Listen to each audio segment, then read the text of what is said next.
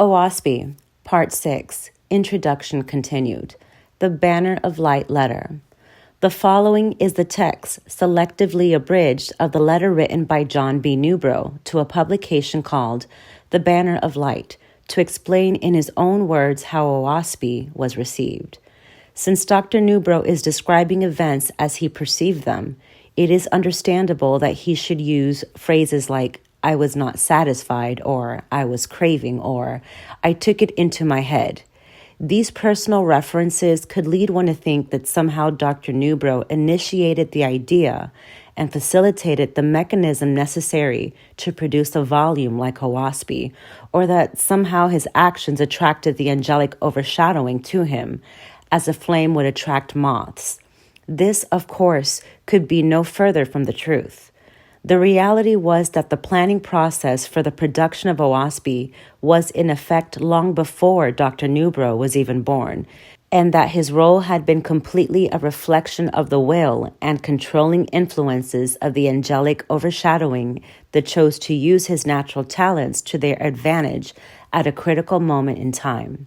While Dr. Newbrough's involvement in the process is appreciated, it was purely serendipitous. The Yellowist, Inc., 2016. New York, January 21st, 1883. To the editor of The Banner of Light, Boston, Massachusetts. Dear Sir, Oahspe was mechanically written through my hands by some other intelligence than my own. Many spiritualists are acquainted with this automatic movement of the hands, independent of one's own volition. There are thousands and thousands of persons who have this quality. It can also be educated, or rather, the susceptibility to external power can be increased. In my own case, I discovered many years ago, when sitting in circles to obtain spiritual manifestations, that my hands could not lie on the table without flying off into these tantrums. Often they would write messages left or right, backward or forward, nor could I control them in any other way than by withdrawing from the table. Sometimes the power thus baffled would attack my tongue or my eyes or my ears, and I talked and saw and heard differently from my normal states. Then I went to work in earnest to investigate spiritualism, and I investigated over 200 mediums, traveling hundreds and hundreds of miles for this purpose. Often I took them to my own house and experimented with them to my heart's content. I found that nearly all of them were subject to this involuntary movement of the hands or to entrancement. They told me it was angels controlling them. In course of time, about 10 or 15 years, I began to believe in spiritualism. But I was not satisfied with the communications. I was craving for the light of heaven. I did not desire communications from friends or relatives or information about earthly things. I wished to learn something about the spirit world, what the angels did, how they traveled, and the general plan of the universe. So after a while, I took it into my head that wise and exalted angels could commune better with us if we purified ourselves physically and spiritually. Then I gave up eating flesh and fish, milk and butter, and took to rising before day, bathing twice a day, and occupying a small room alone, where I sat every morning half an hour before sunrise, recounting daily to my Creator my shortcomings in governing myself in thought and deed.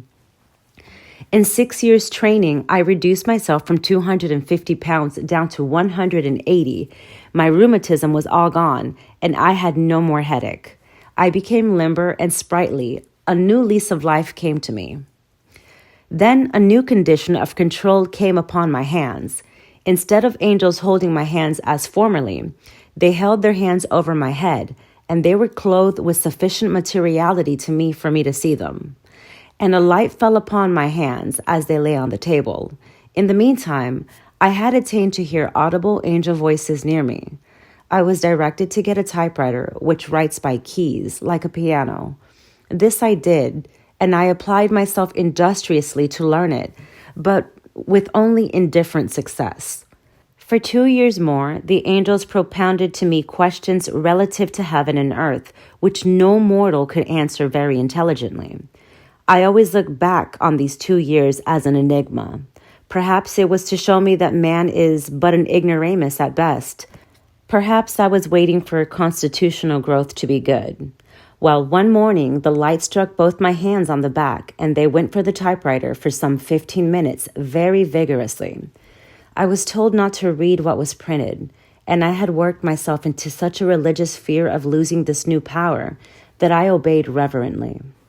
The next morning, also before sunrise, the same power came and wrote, or printed rather, again. Again, I laid the matter away very religiously, saying little about it to anybody. One morning, I seemed accidental to me, looked out the window and beheld the line of light that rested on my hands extending heavenward like a telegraph wire towards the sky. Over my head were 3 pairs of hands, fully materialized. Behind me stood another angel with her hands on my shoulders. My looking did not disturb the scene. My hands kept right on, printing. For 50 weeks this continued every morning, half an hour or so before sunrise, and then it ceased, and I was told to read and publish the book Oahspe. The peculiar drawings in Oahspe were made with pencil in the same way. A few of the drawings I was told to copy from other books, such as Saturn, the Egyptian ceremonies, etc. Now, during all the while I have pursued my vocation, dentistry, nor has this matter nor my diet, vegetables, fruit, and farinaceous food, detracted any from my health or strength, although I have continued this discipline for upwards of 10 or more years.